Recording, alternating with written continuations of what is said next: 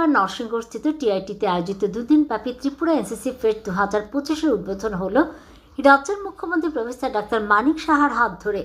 উক্ত অনুষ্ঠানে মুখ্যমন্ত্রী ছাড়াও উপস্থিত ছিলেন শিক্ষা দপ্তরের বিশেষ সচিব রেভেল হেমেন্দ্র কুমার, উত্তর পূর্বাঞ্চলে এনসিসি ডিরেক্টরেটের deputy director general brigadier K J. Singh, NCC গ্রুপের group commander brigadier Anand Raj Singh সহ অন্যান্যরা।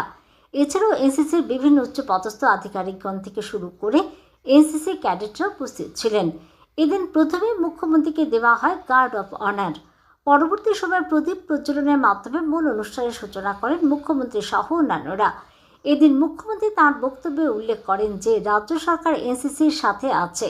এনসিসিতে ইনভেস্ট করা মানে রাজ্যের ভবিষ্যৎ গড়ে তোলা।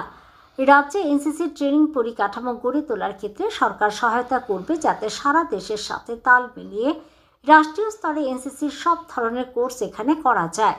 এদিন মুখ্যমন্ত্রী জানান যে সারা রাজ্যে এমনকি প্রত্যন্তেও বিভিন্ন স্কুলে যাতে এনসিসি চালু করা যায় সেদিকে লক্ষ্য রেখে বিশেষ পদক্ষেপ গ্রহণ করা হবে। এমনকি এনসিসি বি ও সি সার্টিফিকেটধারীদের বিশেষ ইনসেন্টিভ দেওয়া হবে, বিশেষ করে রাজ্য পুলিশ এবং অন্যান্য সরকারি চাকুরিতে।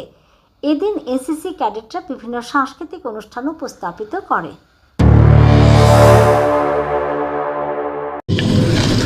I want to assure every cadet and officer present here today that my government stands firmly behind you. We recognize that investing in NCC is investing in the future of Tripura. We are committed to upgrading the training infrastructure of NCC units across the state. We are working to ensure that our cadets have access to world-class firing ranges and obstacle courses similar to what is available in the rest of the country. My government is actively reviewing the incentive structures of the NCC certificate holders. We are committed to ensuring that B and C certificate holders get preference in the state police recruitment and other government